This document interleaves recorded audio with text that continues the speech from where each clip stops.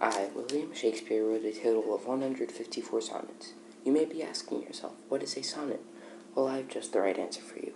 A sonnet is a poem of 14 lines with a fixed pattern of meter and rhyme.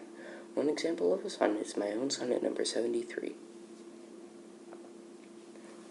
There are also many other types of poetry I wrote.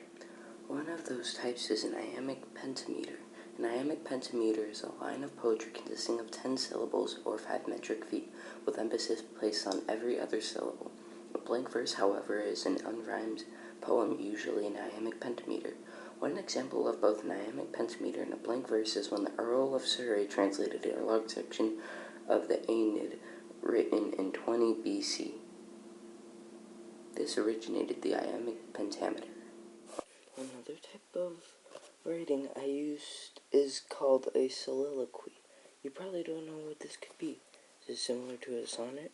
Is it completely different?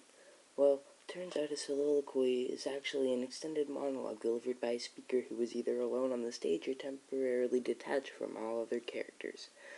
One example of a soliloquy is where Claudius is constantly commenting on the behavior of the brothers while alone in the play of Hamlet. The last type of writing I will explain today is very hard to find in books. It is in fact the one and only theatrical aside. A theatrical aside is when a character turns to an audience and starts thinking out loud. Just so happens that in Hamlet, Claudius's comments are mostly theatrical asides.